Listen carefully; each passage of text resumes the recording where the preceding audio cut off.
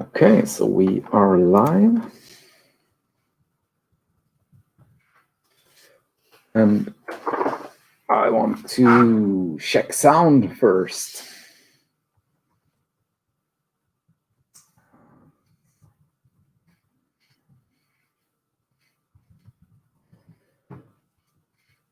So let's see when we get some listeners on the stream and see if we are correctly sending sound.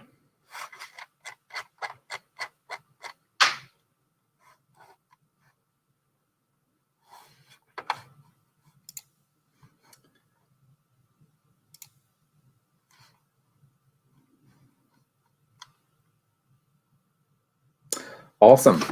So very welcome to this slightly delayed course introduction and first lecture. And yeah, some light on me. And of the course software testing. As you've noticed, I was not here last week, so I was home and sick, and just suddenly got needed to stay home, and some emergency measures were taken, and then I got back to work yesterday. So things might still be a bit chaotic, but plan is to fix and to get started with the course now. And you've got reading instructions for the course literature, and this is the book, Developer Testing by Alexander Tarlinder. The idea with the book is that you should get a broad sense of testing, getting to know many of the terms, and get a little bit of this and a little bit of that.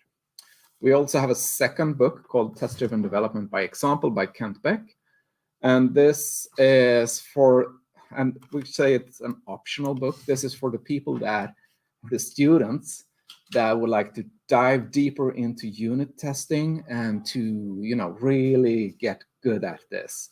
So I strongly recommend this book. I strongly recommend to try out test-driven development as a way of learning how to get really, really good at writing unit tests.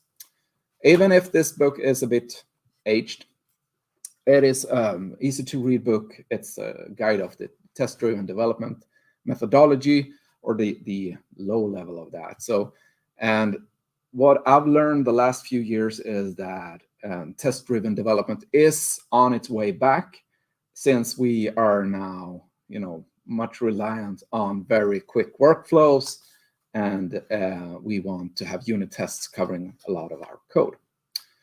So generally, there are still a lot of open issues when it comes to how this course is going to be run. I'm going to give the lectures. You're going to get a course. You're going to get a grade in the end if you work hard. And but we might need still to do some changes.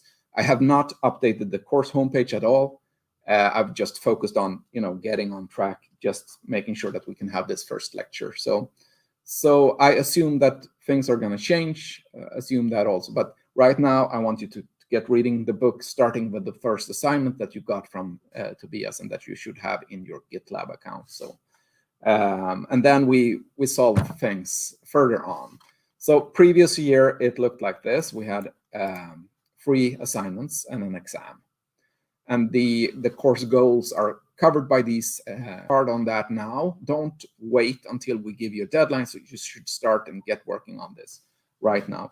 And then during the lectures, you're going to get more and more information from me on how to do things and get some of the skills actually needed for the first assignments also. But I don't think there is anything wrong just throwing yourself out into the first assignment. And all the questions that you have are probably good questions that I want you to reflect on. How should I know how many tests I should have for this thing? So that is a really, really good question, and you should try to answer that yourself, reflect on this, discuss with other students, do whatever it takes to, get it, and discuss it with the rest of the class in Slack also, and us teachers, right? But much of the things here on the course homepage, as the link here, for instance, is outdated. So of course we have a Slack channel. It's not 2001, 21, it's 2022 now, so it should just be the change of that number.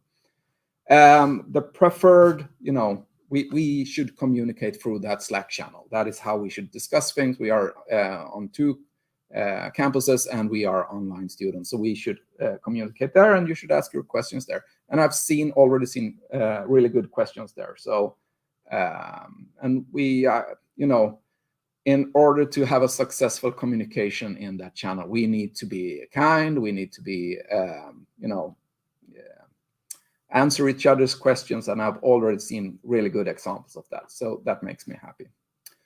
I'm gonna post links and stuff that are important in Slack, and those are going to be pinned posts. So in Slack, you can see there is a small pin under this one, and if you click on that, you only get the pinned items, and those are the ones that are a bit yellow here with more important information. Every pinned item I assume that you have read, and to show that you've read them, also just put a reaction or a smiley or a sad face or whatever on those, and therefore I know that you have partaken of that information. So other than that, it's I think most things are going to be solved. I'm going to check the course homepage, and we're going to rework that in time. But I need to get started with the course even so. There are some study guides from last year, but last year this course was held in Swedish, and there might be a lot of stuff that needs updating. So take it for what it is. There are also some recordings from last year's, but assume that things are going to change. But the course literature is not going to change, and we do have some external resources and previous years guest lectures. So 2020 was a good year for guest lectures. I think most of those are still valid, and I would like you to check through this because there are a lot of interesting things these people say. So these are included in the study material. I actually want to get started with the lecture now. So let's do that. So this first lecture is called Basics of Testing. And the purpose of this lecture is to get a common language with you. So I'm speaking words, and these words have specific definitions. And a lot of the lecture is about you receiving those definitions and transform how you think about testing and learn about testing by using the correct words. And therefore, we're going to, in the future lectures, be able to communicate with each other because you know the same language that I do.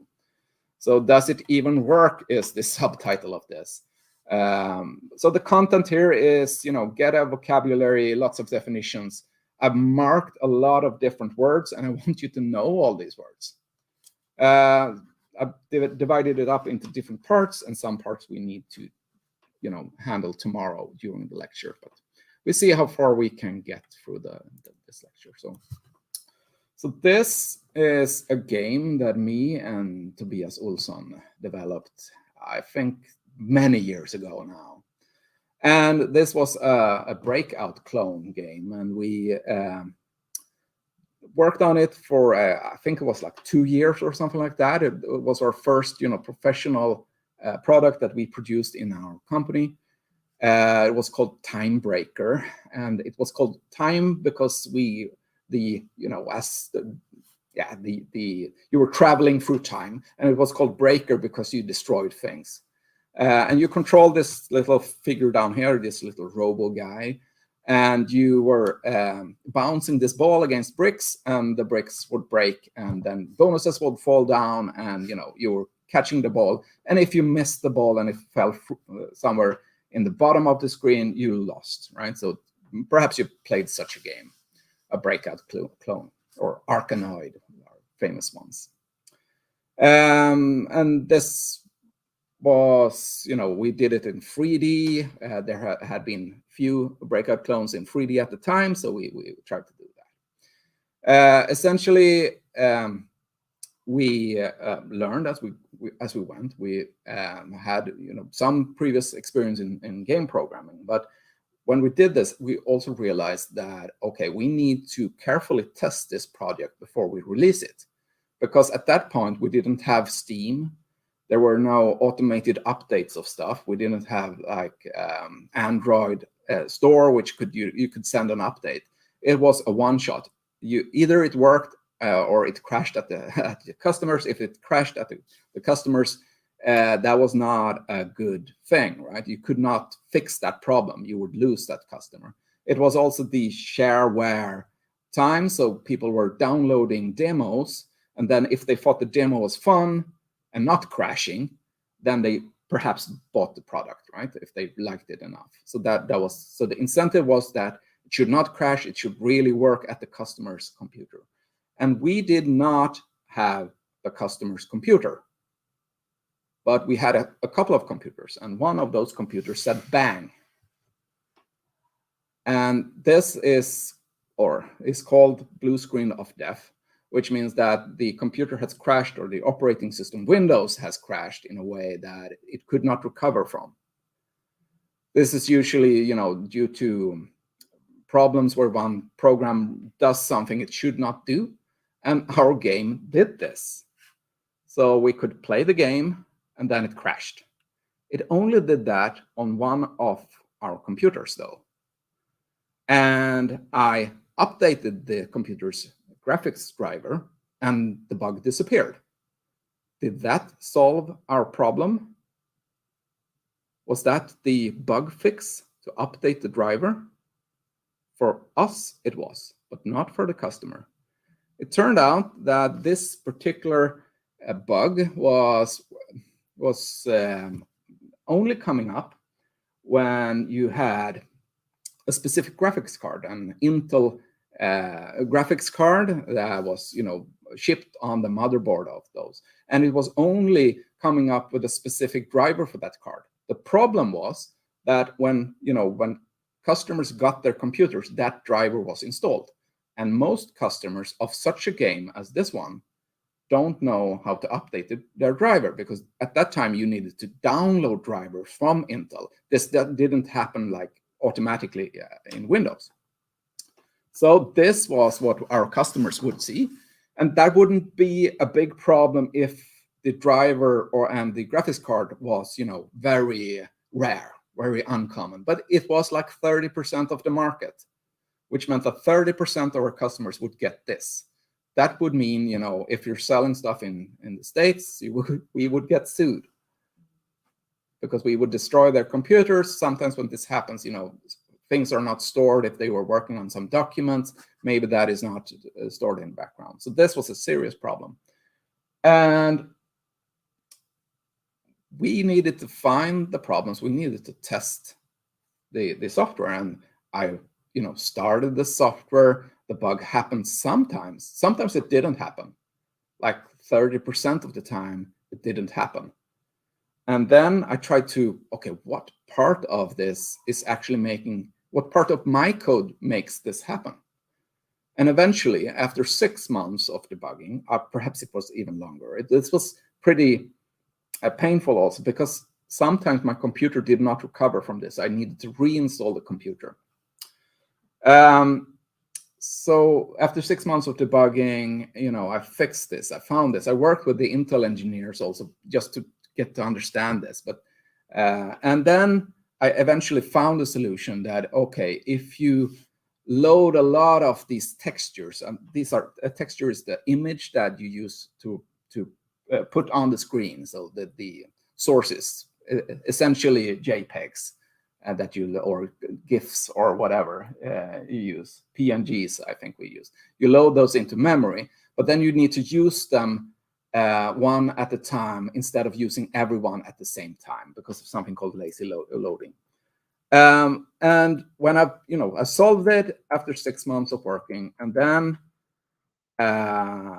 I was browsing through the source code of, I think this was Quake 3 source code when that was released from ID Software, and I found their bug like 2 weeks after I solved it.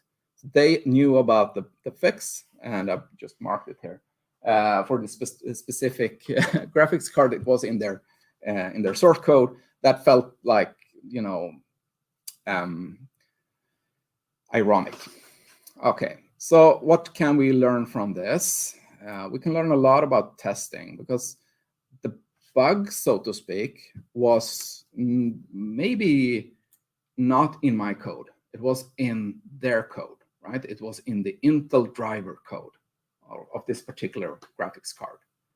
But I still had a bug in my program, or I could circumvent this. I needed to change the static code and recompile that code into a new executable that I could release, right? So I could fix this.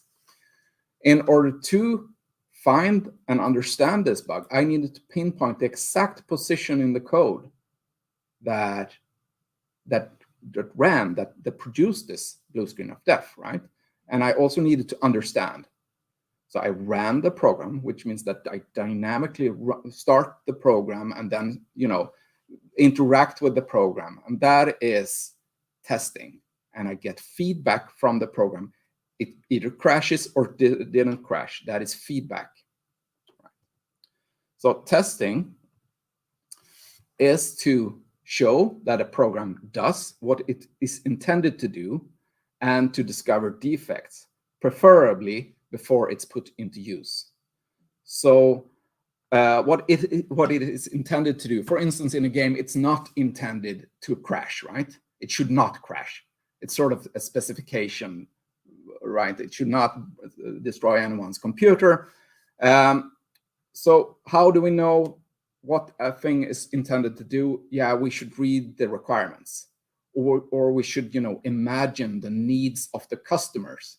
That usually, and you probably learned that, okay, we can capture this, we put it into a requirement or a specification, requirement specification. So the requirements determine what should happen. The ball should bounce on the robot, for instance. That could be a requirement.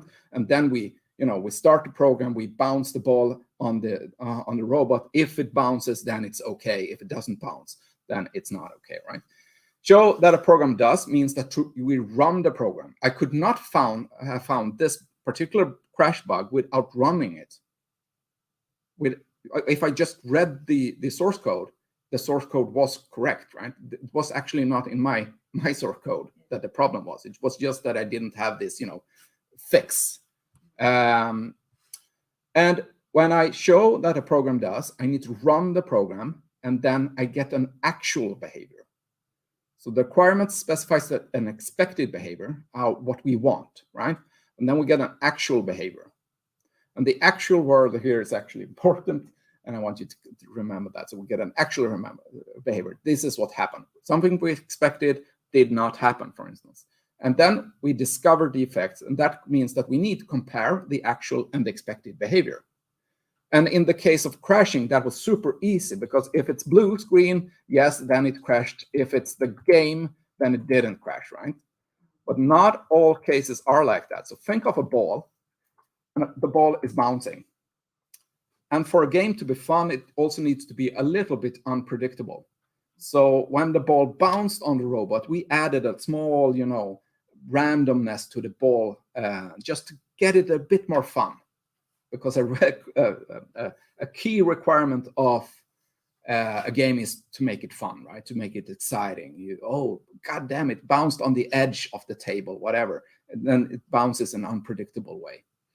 So sometimes, if I'm trying to determine, did it bounce correctly? That could be hard, because that could be, measuring angles.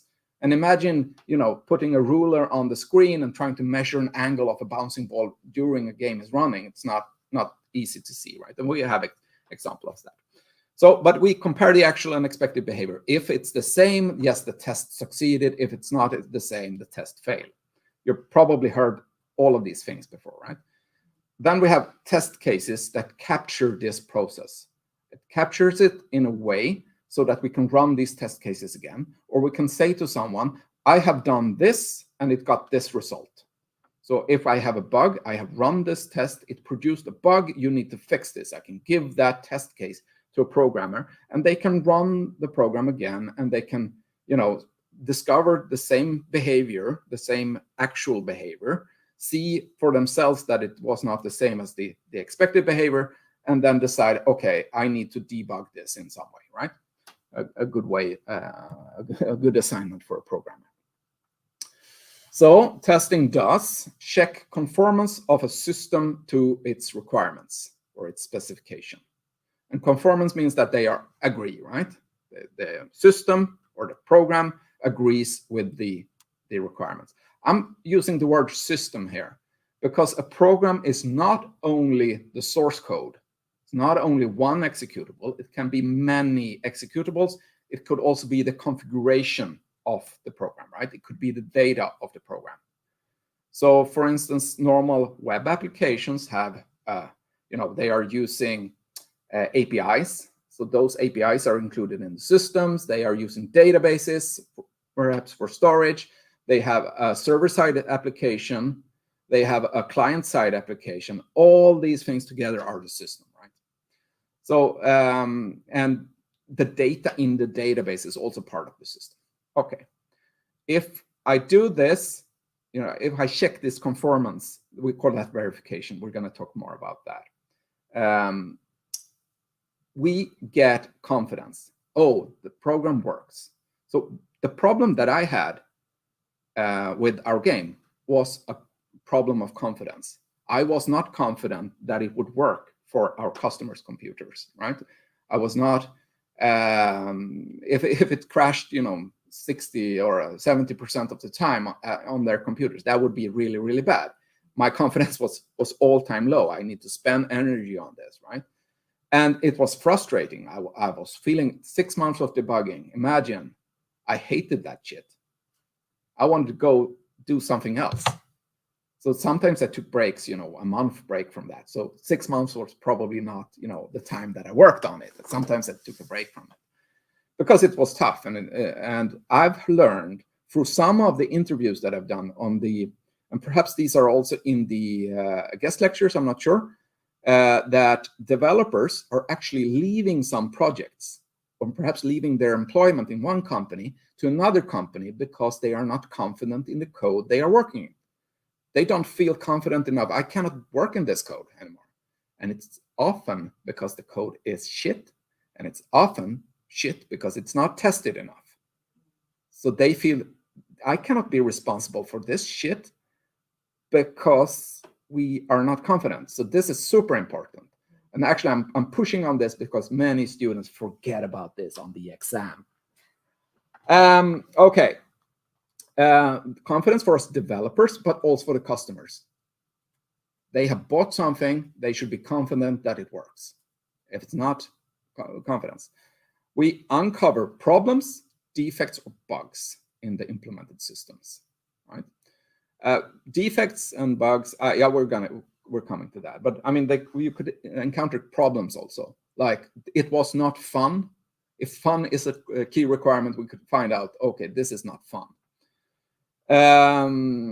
We get a better understanding for the implemented system. So we can sort of test in order to answer questions about the implementation, the running code. So we can find out what does work and what does not work, what has been implemented and what has not been implemented. So for instance, we might have implemented 5 out of 10 requirements, and by running the program and sort of searching for the missing requirements, we can find out what have been implemented. So if we don't know, we can test and then we find out. And we can also explore the application. So we can have explorative testing so that, oh, what happens if I do this? What happens if I, in the middle of filling in the form, I shut down the browser and then I restart it? Will it be saved or will it, be lost? Stuff like that. We get a deeper understanding of the system, but not only the system, also the requirements, because we are intelligent human beings. When we test the system, we should also think about what does the user need. So we're actually working with requirements at the same time as we run the system. We could be, mindless testing drones, only what I call checking the code or checking the system. So we run the system and we don't ask questions. We don't think about things. We're just checking if the output is correct according to some specification. But I don't want you to become that student. I want you to become the intelligent, the detective that searches for problems and think of what is the right thing, right? So think about does this system fulfill the customer's needs? Take the customer's shoes for once, or the hat of the customer. And we call that the validation. So validation, this was usually defined as, are we building the right product? Are we building a product that meets the customer's expectations and their needs? Do we get the goals fulfilled by this? So I consider that a higher level focus on needs and expectation.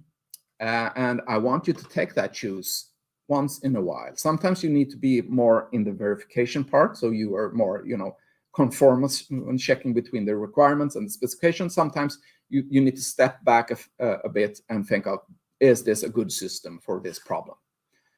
Validation, one way of doing this would be to, we think about, we take this, the user's shoes, we think about all of these things. Usually this comes down to, we need a process for this. So one process for validation would be to, if we have 10 requirements, let's create 10 test cases. Let's make sure that every requirement is fulfilled by the system, by those 10 test cases. So for each feature or for each requirement, we add a test case. Therefore, we know that some things are implemented, right? Sometimes we use such a test also as an acceptance test. We're going to talk about that later, perhaps tomorrow. But an acceptance test is when the customer receives a system and says that, yes, this is good enough for me. So they run a test on the system. Yes, this seems to be the thing that I need. And validation sort of, you see the cloud and the box. So the box is the implementation and the cloud is what we need. And if these overlap enough, then we say that, yes, validation succeeded, right? Does it solve the customer's problem? Is it good enough? We learn stuff about requirements when we do this. So we might need to introduce new requirements. We ask questions. Should it really be like this? Shouldn't one be able to read the characters on the screen or whatever? Shouldn't one be able to get a good error message out here?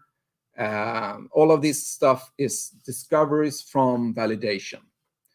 It's also about communication. When we run the system and we find something, a question, we might need to contact the customer. We might need to discuss with them and find out what is the truth here. So I think that when you find such stuff in your assignments in this course, then ask in Slack, okay, how should this function or this program work? Is it really okay that it works in this way? Shouldn't it work in this other way instead? What happens if I, input super big negative numbers? Shouldn't I get an exception here instead of a crash? Yeah, whatever. So communication is a part of that. And then we come to the second part, which was verification. Are we building the product right or in the right way? And this was the conformance checking, right? Does the software meet its stated functional and non-functional requirements? So here we go out from the requirements and we see, does the implementation or the system fulfill the requirements? Are they the same? Are they sort of an implementation of the requirements? We are trying to find faults in the code by finding, some input for which the behavior of the system is incorrect. So we stimulate the system, we run the system, start up my game, I clicked on the menu, I clicked on start game, and it crashed. Right. So the input I did was that I started the game as I pressed on the top menu item, and then it crashed, right? This is a lower level focus, and this is usually what most people talk about when they say testing. So it's a focus on conformance. Does implementation A implement the requirement R? There is something called program verification. Actually, note that most words in this lecture actually have several definitions out there on the internet. People are talking with the same words as us, but they are talking about different things. So program verification, for instance, means the process of showing that there is no error for any input. and that you prove that the program is correct. But our definition is that, does it meet its functional and non-functional requirement? We actually are not saying that it must work. We're saying that, yeah, we're just working with the process of finding out, right, if it's according to its specification. So here we have a process of verification and also a little bit of validation, right? So the the man on the left or the woman on the left has some idea. This idea is the goals and needs of the customer, and it's in a cloud because it's in the mind of someone or some people, right? And then that is used, the idea is used in order to write a specification. And we write an orange rectangle, 3, 2.5, a green circle with R equals 1.1 is drawn on top. What does these numbers mean? I hope you ask yourself. And the green developer on the left, she is asking herself the same things. She maybe interpret this first 3, 2.5 as a position, perhaps. Maybe R is a radius. She's interpreting green, she's interpreting orange. And then she has some idea of how that works in her mind. Then she does write code and writes an implementation that is almost the same as the idea. You can see that it's not exactly the same. And maybe, she didn't think that the position of the green circle was important. Maybe she just took the, RGB, the 0255 0 color for green, right? Because it doesn't matter. Maybe she didn't think about the actual color beyond green, right? And then she tries to implement that, and this is what she comes up with, right? So the customer, perhaps, or someone else comes up with a test given the original idea. It could be, okay, let's check if the color is really this specific version of orange. And in this case, you notice that the orange just says orange in the specification. Here we have a specific version of orange. And the interesting thing is that with this specific version on the actual implementation version, I cannot see a difference.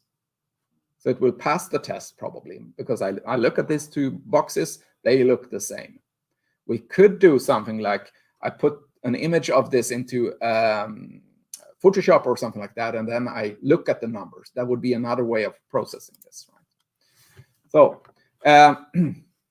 and what we've seen is a lot of different examples of these things. So we could have, we have a specification and we have an implementation. And when these overlap and we have correct code, then we have the green rectangle. This is implementations that are correct, right? So we implemented some part of the specification that is correct. We could still have requirements that we have not yet implemented. Those are called omissions, fault of omissions, easily missed by many students on the exam. So this is the blue area. It's part of the specification that is not yet implemented for some reason. It could be that some developer forgot it, didn't understand it, didn't read it. Maybe it was, it was like, yeah, all different reasons. And then we can have stuff in the implementation that no one asked for. And those we call surprises. So we could implement stuff, you get a specification, but oh, I'm also doing this other thing. Wouldn't it be nice if the ball bounced like this?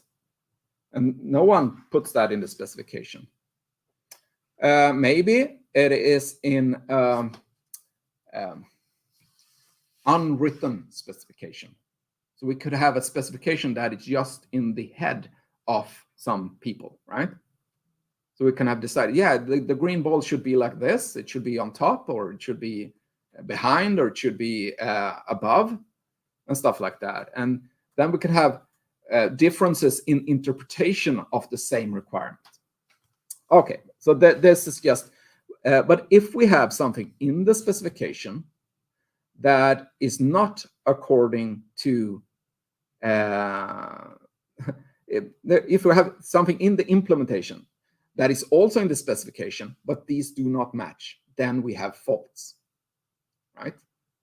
So we could still have things in the implementation, perhaps the, yeah, so in my game, it was a fault because the game should not crash. It was not written, we never wrote that as a requirement. The game should not crash. But both me and Tobias had that, you know, in the back of our heads that we didn't want that. So it was an informal specification, still a fault. You could have problems outside of the, you know, specified and in the yellow area where you've implemented something. And perhaps, you know, I add a new menu item. If you click that, it crashes. That is still a problem, right? But it's not a fault in the sense of verification, because verification is only checking conformance with the specification. Instead, that extra menu item, since it's not in the specification, when we do validation, which was thinking about what kind of product should we have? Should that menu item be included? What should happen if you press on that? That is sort of validation. Okay, I think I mentioned checking. So let's define testing a little bit, or the activity of testing. And then let's differentiate that with running the test, which I call is checking. So testing is a process of coming up with a test. You're sort of thinking, what should I test? And how should I test this? And what should happen if I run this? So this is a creative process. It's not a mindless process. You should, you know, you need to think, you need to interpret the requirements, and perhaps you need to communicate with customers, you need to discuss this among your colleagues sometimes. Sometimes you only need to self-reflect, right? So first question, okay, what and why do we need to test? We need testing goals. What requirements should I test, or what piece of code should I test? Should I test the front end or the back end or the, you know, the database connection or whatever? What should I test, right? So we need to find out that. In the requirements, it could be, you know, functional requirements, it could be non-functional requirements, but for some reason, I need some goal to even start the testing. And then, as a part of that, what part of the system am I testing? Right, so it could be I'm only testing the front end here. I'm not concerned about the back end. We could, you know, create just a fake back end for this test because I'm only interested in the front end.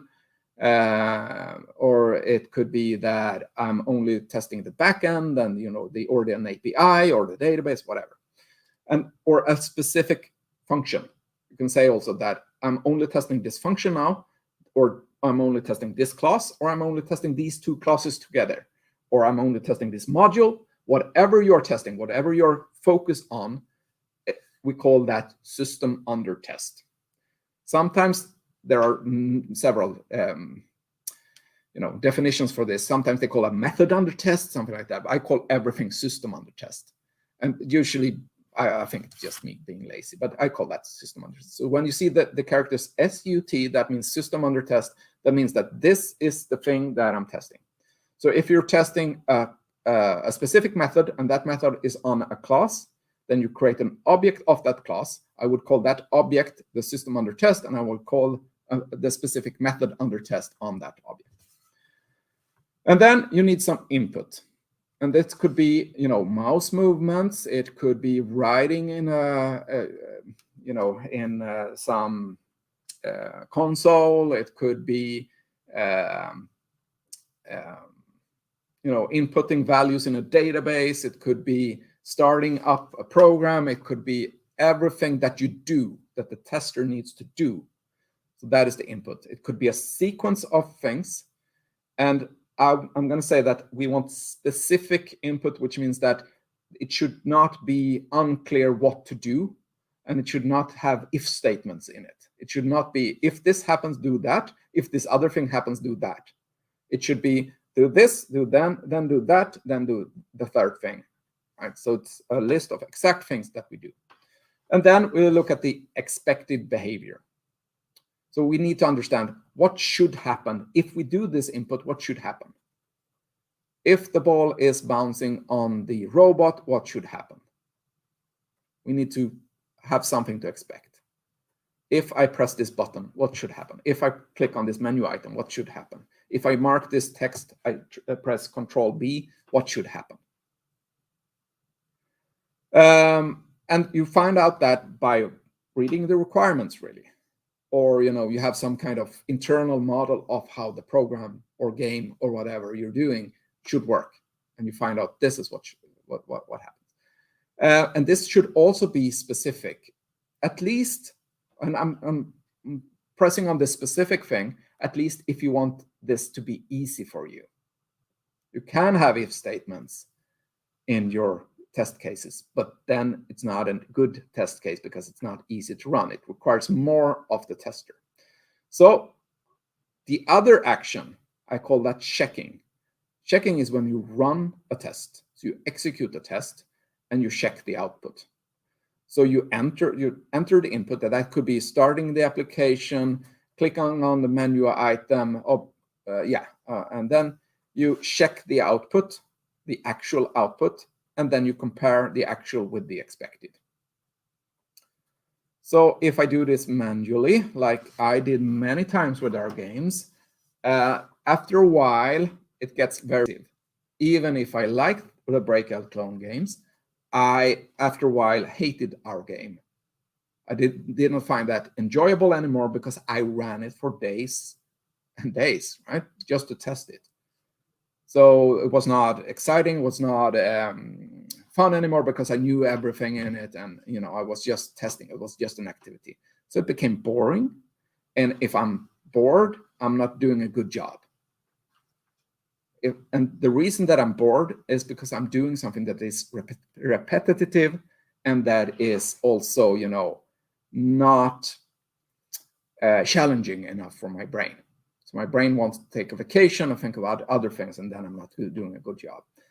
So the solution for this is automation.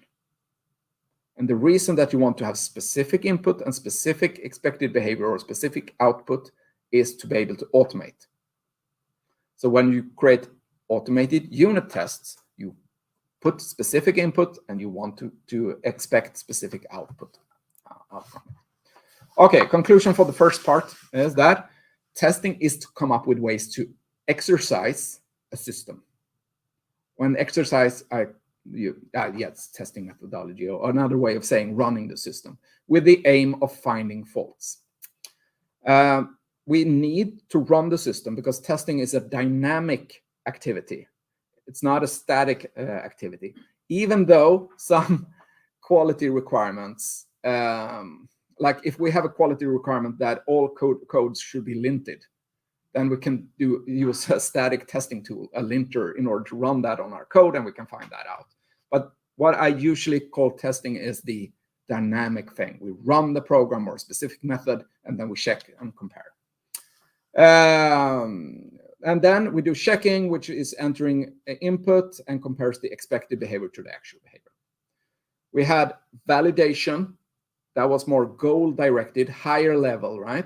And then we have verification, conformance to requirements. So both of these activities require brain functionality, but checking might not need to do that. And checking we want to automate. So this is a lot of the things that you're going to learn in this class or in this has to do with automation. And I think we need a break now. So we're going to take 14 minutes of break. So we're going to start again 4:10. And then we're going to talk about faults, errors, failure, infection, propagation, and testability. All important terms. So thank you for listening.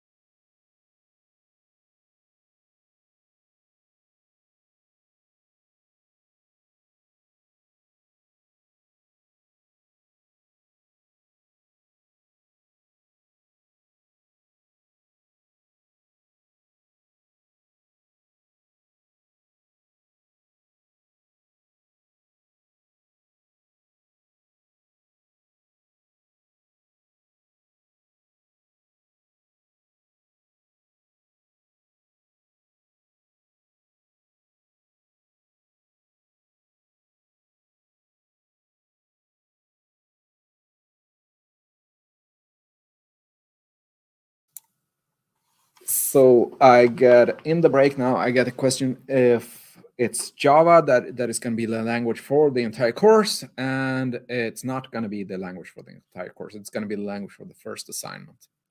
So the reason that I'm not giving clear directions yet for what happens beyond the first assignment is that I need to do the first assignment myself. I need to think about, do you get everything that I want you to get from the first assignment, or do we need to add something to that, or can we just add something for higher grades upon that, for instance?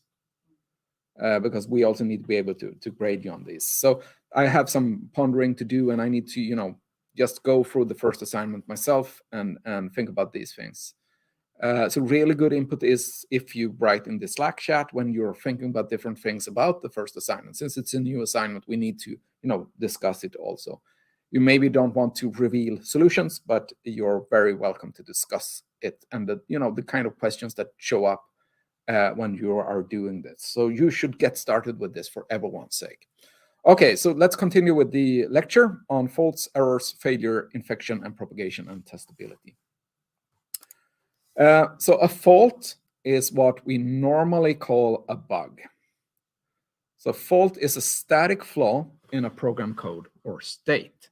So a flaw or a static flaw is that something needs to change in the code normally. That is usually what we think about as a bug, right?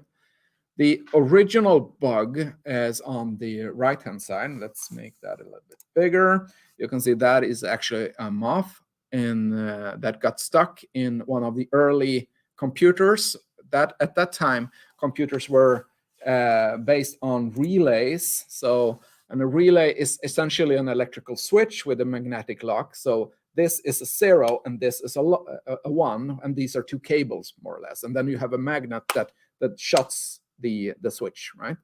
So and the first bug, a program ran, they found out this is not the correct value, and it was because a moth got killed and fried here between, right? So there were no connection even if the switch had closed. So that was the first bug, and therefore we call it a bug. Usually, or in this case, we would call it a defect. And this defect needs to change. So look at the little bit piece of code here. So we have a add method. Takes two integers and it should add them together according to the specification, but it does not. So the minus sign here is the wrong operator. It should be a plus sign, right? Mm-hmm. So having a minus sign in this position means that we have a static flaw. Something that we can change, right? It should be a plus. And you encounter bug. Normally, they are not as easy as this one. Normally, they hide a little bit. Normally, we have written code in an intelligent way, but we have forgotten to think about something, some little detail, some little scenario. We make an error. We, as programmers, are not flawless. I know some students claim they are flawless, but I'm not flawless, and sorry, you are not either. We all have our, imperfections, and we are still perfect. Okay, so if we have a flaw, a static flaw, or a fault or a bug in our program, we can end up in an error state. So let's first, what is state? A state of a program is the value at a specific instance of all values of all variables and storage and things that can change. So for instance, if we run the first line here, integer a equals 3, after running that line, you know that the variable, the state of the program is that a has the value 3, right? And an error state is a bad, such illegal program state. It's not correct. So if 3 is the wrong number, then it's not correct, right? So if I have int sum and I use the method add from the last page that uses minus instead of plus with 3 and 4. So 3 minus 4 would become minus 1 and not 7. So sum should be 7, but it's minus 1, which means that sum is now in an error state. it has been infected. So the word infected by a bug in add. For this to happen, add must at some point be run, right? The code with the bug in it must be executed by some thread in the program, in the system. Must run that specific piece of line of code. And it could be that even if we run this code, we still don't end up in an error state. So check out the second example, which for some reason seems to be the first part of the first assignment also, right? Even if add is called sum, and yeah, okay. So here we add 3 and 0, and 3 minus 0 becomes 3, which means that the correct or expected value of sum and the actual value of sum is the same. So even if we execute the code with the bug in it, it doesn't mean that the bug caused any problem, right? We did not get an infection anymore, or we did not get an infection at all, because for some inputs, and these numbers, the 3 and 0 and 3 and 4 are inputs, right? So in order to find faults with tests, which was the verification part of testing, right? We need to reach the code. We need to reach the location of the fault in the source code. And this is called reachability. So the add method must be executed. So if I have a big program and the add method is just, it's only called if you go into the main menu and then into some sub menu and then into some sub menu, and then you press this and click on this, and then add is called, right? So we could have many steps in order to do this. And the more steps we have, the harder it is to reach this specific code, right? An infection means that the fault must alter the program state into a bad illegal state. So we get an error state. So in order to do that, we must have a non-zero B in the method call out. And the B was the second part here, this one, right? So if B is non-zero, then we could detect this bug. If it's 0, we cannot detect it because it doesn't matter. It's the same value. And this is not always easy to see, so we could have implementation much more intricate, and we have bugs that only happen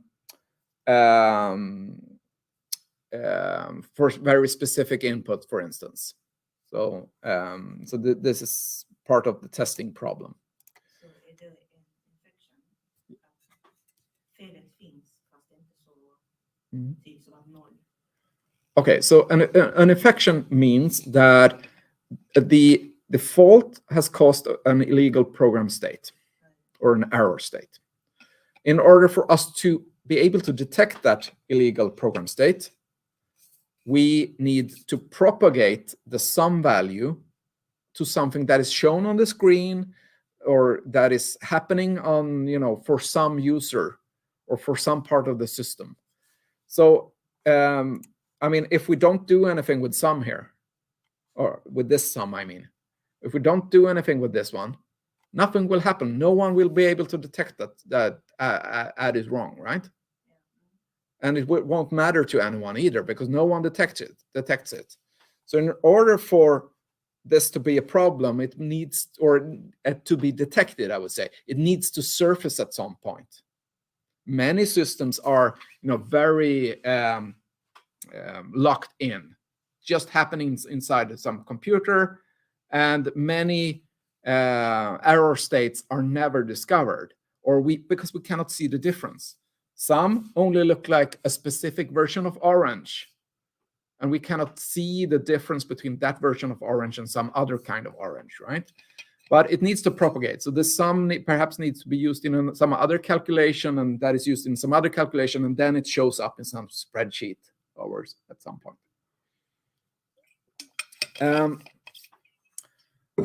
So the error state must produce an incorrect output. And for us to detect that, we need to observe that failure. So when we get an output, we call that a failure. And in order to understand that this is a failure and differentiate it, we need to, look at that failure and see that it should not be 0 here. It should not be -1. It should be 7.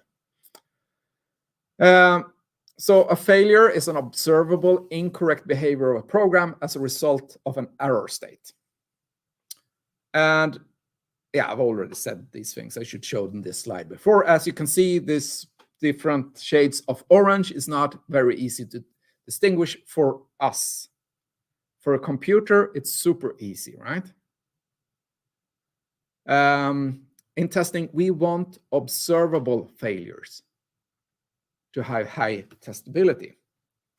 So a goal of the different goals of test cases, first controllability, which was essentially what we said before, to steer the program to a point where that we would like to test, right? So we want to test the add method because we suspect there to be an error there or a fault there. So we need to reach the fault, run the code with the bug, produce an error state, make the error visible as a failure. So it needs to surface at some point. And in order to understand that this is a failure, we need to see what the application is doing. It cannot be locked down in some database. It must be on the screen. Otherwise, I cannot differentiate, right? So if I have both controllability and observability, then I have testability. Most problems in testing has to do with these two different things or different aspects of those. In order to, be able to understand or get the expected behavior, of course, we need a specification and requirements. So one part of assignment 1 is for you to find and read the requirements and specification. So that you can do verification, right? Another part of it is this the correct specification or not? How can I, all of these things. So many of the reflections you have to do is with testability. So I want you to, when you are writing your reflections or, the hand-in that you're supposed to do for this one, use the words from this lecture. So practice that. Okay, more goals of a test case is that we want to accurately isolate the faulty code. So if I run 10,000 lines of code and that crashes, then I don't know which of the 10,000 lines of code that made it crash. If I run one line of code, like the return A minus B, if I only run that line of code, then I know that the fault is in that line of code, right? So how accurate can I pinpoint this? So if I'm going to find the location of a bug and the problem that I spent 6 months with, what's a problem of accuracy? I could not isolate different parts of the code. So it took me 6 months to find the part of the code that made it blue screen crash. And actually what I did during this 6 months was that I commented out large parts of the code and tried to run the system over and over again without that code and hoping that I've commented out the bug. And then if I could produce the bug, I knew that, okay, I can skip this part of the code. It's not in that part. And then I checked the other part, and then I did, So I sort of binary divided the code into parts and parts and parts to smaller things. Problem was that I could not debug. The bug did not show up, and I debugged it. Sometimes, I commented out code and I had to run it like 10 times before I was more or less certain that the bug would not appear, because the behavior of the program changed and sometimes the bug disappeared, even though I still had the static flaw in my program. Okay. So accuracy was one goal, and traceability, right? So we want to know if I run this specific test case, what part of code is it testing? So to speak. So with unit test, I can look at the unit test, and I can look at the code in the unit test, and I can say, oh, it runs the add method. It's very easy. So we get good code traceability. But in the sense, we're not only talking about automated unit testing during this lecture. Everything that we say here is also about manually testing, more or less, right? So in some cases, we are also interested in traceability, like, are all requirements tested? How do I know that we have covered all requirements? So some of you have seen and test and requirement matrices where you have like tests on one axis and requirements on another axis, and then you make sure that every requirement is covered at least with one test. But it could be, yeah. So we want to be able to know which test is covering which requirement. So conclusion of that part is a fault is a static bug that can lead to an error state if it's executed. And in order to execute it, we need this reachability, right? The fault infects the state, hopefully infects the state, right? Not all input, not for all input. For some input, it infects the state. Okay, the fault infects the state if the state is changed to an illegal one, or what we call an error state. For the error state to be detected, it must surface as output. And in this case, I mean output on the screen or at some point which someone can detect. We could have mechanisms. For instance, in unit test, you have a mechanism called asserts that allows us to detect the difference between expected and actual behavior. And if it could be observed, then it's a failure.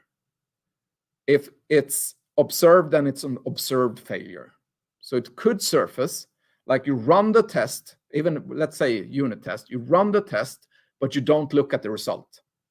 The failure happened, but you didn't observe it, right? It didn't cause any change.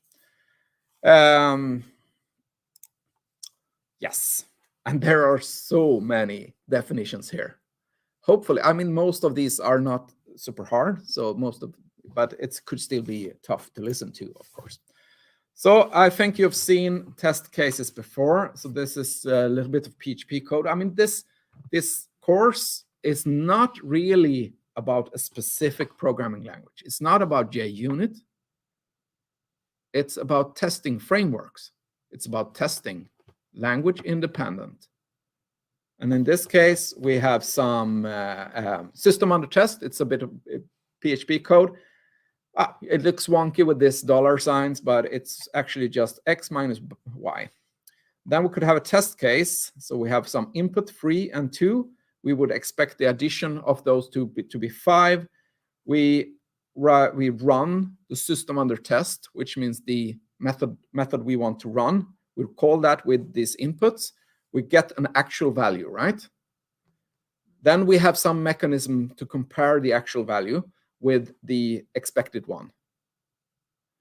So this is reachability. We have high reachability because in the test we can just call the method.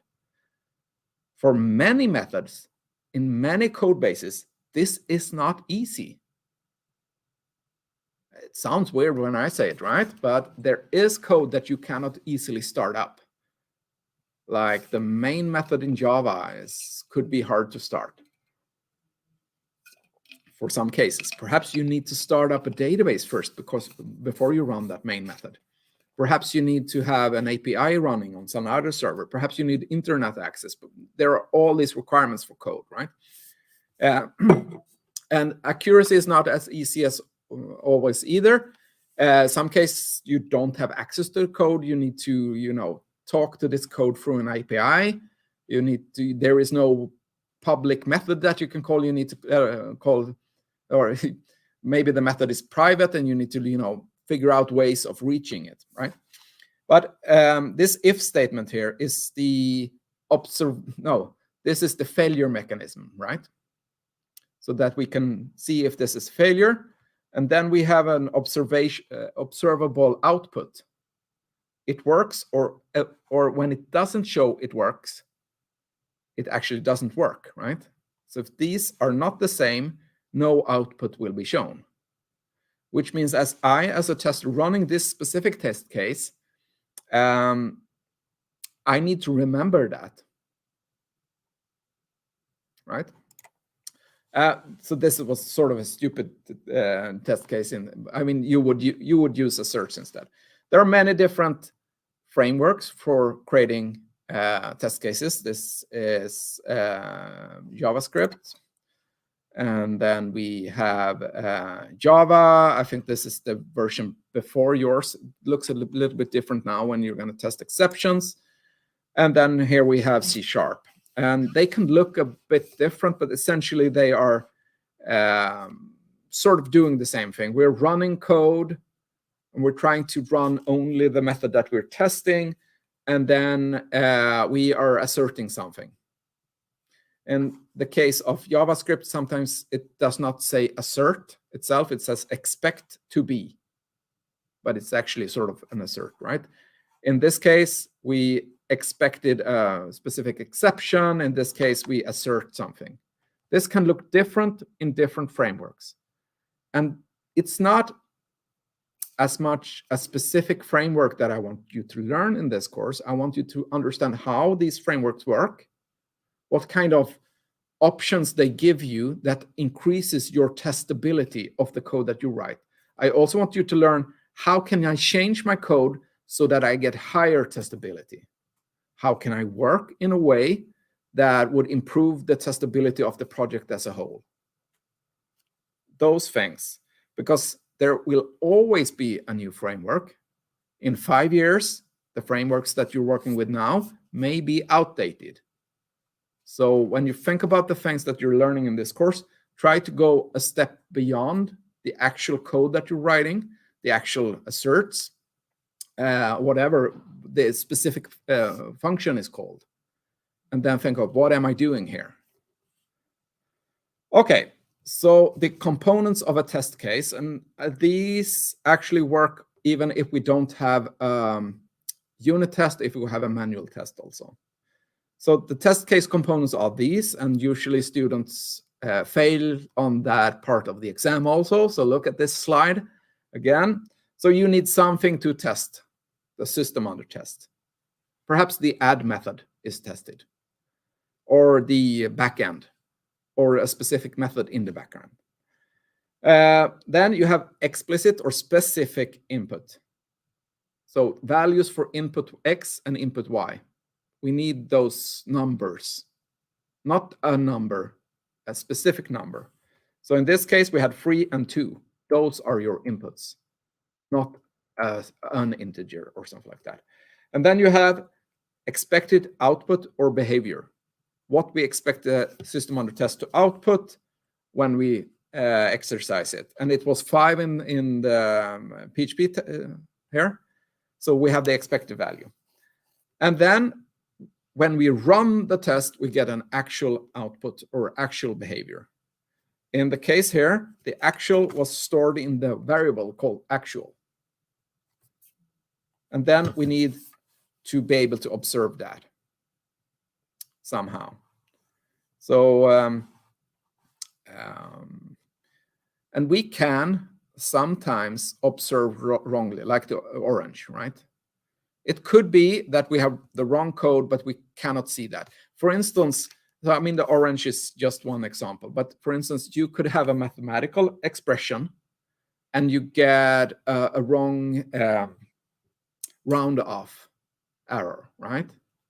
And maybe you don't even see it because you only look at the first decimal, or you don't look at any decimals, or you only look at how many thousands it was. You don't even look at the number. So if you have really big numbers like 34,365,000,000 blah, blah, blah, to 27, something like that, it's very hard to just compare this with an actual with an expected value. And you might be lazy and just the brain takes shortcuts because it's boring to do such things. So we should automate those things. And if statements or asserts or expect to be or compare functions are for that. So the activity of comparing the actual and the expected is the responsibility of the oracle. So a definition is that the oracle decides if the observed behavior matches the expected behavior. So the observed behavior, I say observed behavior and not the actual behavior here, because if I'm manually testing this, then I observe and then I interpret and then I may do observation errors, so to speak, right? If we have automated unit tests, then we can compare the actual and expected more closely, but how we compare those is the oracle decision, so to speak. Am I going to use, for instance, floating point numbers? How close can they be as we would call it correct? Because we could have floating point round-off errors that are acceptable. Perhaps if we're talking about money, perhaps we think that it's acceptable to have a round-off error with 0.0001 öre or something like that. Then we find that acceptable, but we don't think 1 krona is an acceptable error. So the oracle is sort of the source of truth on how to compare these. The if statement or the assert is how we work with this, or if we have a description in the manual test case on how to compare this, or a description on what is correct, then that is the sort of the oracle thing. So humans are really good at trying to find the benefit of a decision. So we can say that, we don't want to lose so much money, so we say 0.001 öre is an acceptable loss, but not more than that. Making that decision is a good thing for humans. Computers are really good at comparing things exactly. So use both. And I think most of the things here are already said, but I think this sort of takes us through all of the things. So the where to start here is the specification, and it's a sort of a reminder of what already. So the programmer is using the specification in order to write code. During this, the programmer makes some error. The program is not flawless, maybe in thought or in action. We could press the wrong button. It was not intentionally, but I put the minus sign, or I copy-pasted and I forgot about it, whatever. It may lead to a fault, may not lead to a fault also. I could still do an error that does not lead to a fault, right? And so the program is in faulty state. And I run the program and it produces actual output behavior that leads to an observed output behavior. And then we have specifications again. They determine the expected or desired behavior, and the oracle decides, are these the same? If they are the same, then we're okay. If they're not the same, then we have an observed failure. Yes. I feel that I'm introducing a lot of concept, and another goal of tests is reproducibility. So if I run a test, I come up with an observed failure, and we need to change something. There is a static flaw, is my conclusion, right? Some method needs to change. And I go to the programmer and I say that, okay, test case 3.67, I have an observed failure on that one. Can you fix this problem? And then the programmer sits down and, puts this in the backlog, and then selects this task and then runs the test case and finds out, oh no, this was not an observed failure. These kinds of orange look the same, and closes that ticket. This is not a bug. This is actually a common, I've interviewed a tester, and he said this is a common conflict between testers and programmers. This sort of thing, and discussions. And he also told me that in some cases, testers get bonuses, more money for discovering defects, and programmers get more money if they don't write defects, which become an interesting way of producing conflicts among these. Now, I hope that you end up in teams that are much more mature than that. The tester and programmer are actually perhaps the same person. We call them developers today. And then, you don't have internal conflicts. If you come up with a different solution, this test has 2 different results, then you discuss what kind of orange do we want here? Or is 0.01 krona an acceptable loss or not? Because perhaps there's something to learn if you discover that, right? So we learn stuff by doing testing. Okay, but generally, we don't want tests to be what I call flaky, that they sometimes are failures and sometimes not. Sometimes they succeed and sometimes they are successful. But if you end up with such a test, it's called a flaky test. Flaky tests can be due to many different things. Most of those things are things that I call hard to test code, because we want to have reproducibility, but the code says no. And it can say no in many different things. You can get flaky or different outputs depending on, time of day. Sometimes, and during daytime we run some code, during nighttime we run other code. It could be state in a database that we didn't predict. It could be timing issues. If I press this button twice very fast, then the bug happens. If I don't press it as fast, then it doesn't happen. So that may be not specified in the program input. It could be specified in the program input, right? Or the test input. But maybe it's not specified, and therefore we get flaky tests. It could be random. We have some random, or I told you in the games, we usually have random just to make it more interesting. We might not have explicit input. If we don't specify how to input, then testers might do different things, and therefore you get flaky test. Yeah, I could log in. I just did this thing. Oh, it's not the same as I did, right? So if it varies the input, of course, we get flaky tests. And we also need to agree on how the Oracle decision is made. Right? Then that is an interpretation, and we need to perhaps discuss that. So flaky tests are bad because they consume resources. So this is an example of a flaky test case. And this is also an example of a manual test case. So this is called navigate to page.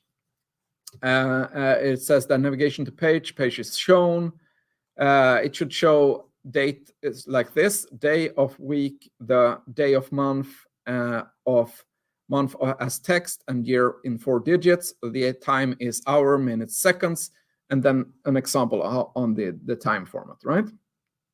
Hopefully you understand that, okay, this is written 7 years ago. Daniel is reusing really old slides. This was tested when they got this specific string. It was 1059. And the input, so this is just explaining the test case or details of it. And then we have input, clear existing cookies. Okay, I need to clear the cookies in the browser, right? Remove all cookies, navigate to the specific site. It doesn't say which site, perhaps it should, right? And then the output should be not logged in. A form for login is shown, and today's date and time is shown in the correct format. And the correct format was specified up here. Sometimes it's only specified in the specification. Okay, and then we have some screenshot. We can see assignment 2, not logged in. Yeah, that looks correct. And then we have the login form, and then we have the date down here. Day of week, the, yeah, that looks correct. Day of month as numeric 6. Yeah, that looks correct. Of month as text, August, yes. Year, 4 digits, a space in between. Yeah, that looks correct. The time is hour, minutes, seconds. Yeah, that looks correct, right? But in this case, I've actually included a screenshot in the manual test case in order to make it easier for the tester to manually just look at the screenshot. Yeah, that looks the same as on my screen, right? But this is actually an ambiguous, flaky test case. So the lower half is example output. And for one student, this happened. Check the red box. Something is missing. So we did not get the day before. And I ran this with all my students, 65 students. 60% assumed the test case correct. So they ran it. They found out, yes, this is successful. 40% said that, oh, there's something wrong here.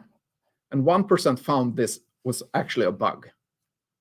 And the reason that this student found the bug was that this student did try out the assignment on a Sunday.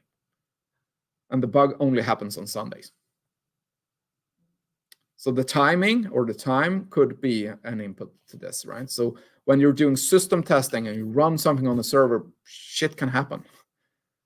And this is actually a bug, not intended by me. I misread the documentation of the date function, which day which day is the start day of the week, which can be different in different countries, and I just assumed that Monday was the starting day of the week. So I didn't read the documentation. So the interesting thing is that I looked at all the different, we had many different test cases, and the students disagreed on many of these for many different reasons.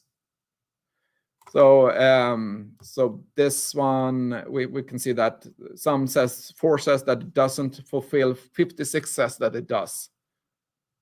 So most of my test cases that I thought, and I sort of worked hard to make them clear, they were still flaky.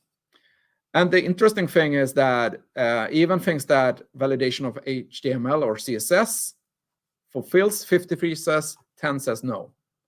And the no sayers were the correct ones.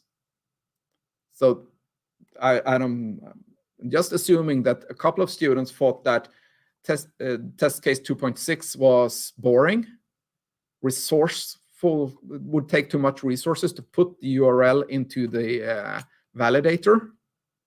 And they are just perhaps opening the HTML code and just browsing, that looks okay. And then they didn't find the bug, right? So, I mean, sometimes if someone says that you have done wrong, and you're the programmer, you're the responsible programmer, and someone says that you have done wrong, I would say that that could feel bad, right? But we need to learn that this is feedback, and feedback is good for us, because then we can change this, we can move from a bad state to a good state, right? A more correct state. So I would say a failing test is not a sign of bad programmers, it's a sign of miscommunication. So flaky tests can have many different reasons. Some of these I've found, just from this exercise with the students. So time of day, yes. Variation of testing conditions. So perhaps we are testing the application in a dark room. Perhaps we're testing it in a bright room. Perhaps our contrast in the eye, is different. Could be timing, could be environment. Could depend on hardware or software. Remember the driver issue that I had on Intel graphics card. So one tester says that this runs correctly, another says that this crashes, right? It could be the order in which the test cases are run. So if let's say that we are supposed to register an account, and then we log in with the registered account. But if I try to log in without registering, I'm not going to get logged in unless someone has previously registered. So perhaps some bugs only, or a prerequisite has not been fulfilled, or we need to reset the state, but we didn't reset the state. So one issue for registration here was that one student registered the user, logged in, then tried to register a user again with the same username. But this had already happened, so of course it failed, because you cannot have 2 users with the same username. It could also be miscommunication, ambiguous test cases. I'm assuming that the reader of the test case I wrote is going to take the same conclusion as or having the same idea that I had, right? And this was actually most of the time the issue. It has to do with language, has to do with interpretation, has to do with words, definitions of words. And in some cases, it has to do with the test case itself has a problem. It's wrong. It's easy to write a wrong test case.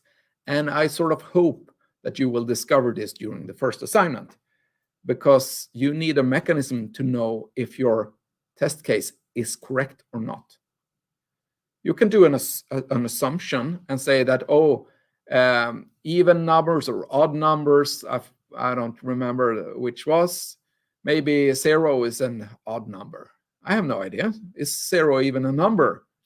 And then you interpret that, and then you count the first, yeah, I don't know.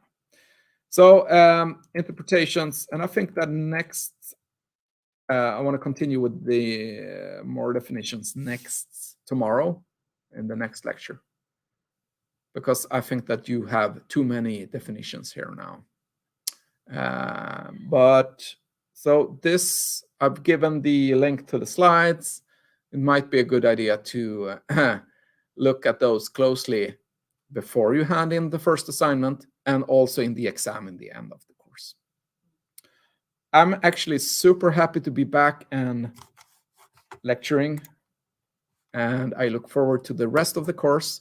Of course, we're going to have maybe some chaotic things still in the beginning while we're trying to, but we're going to find solutions, and you're going to get grades in the end, and we're going to learn a lot about testing. Thank you very much for this lecture, and yes.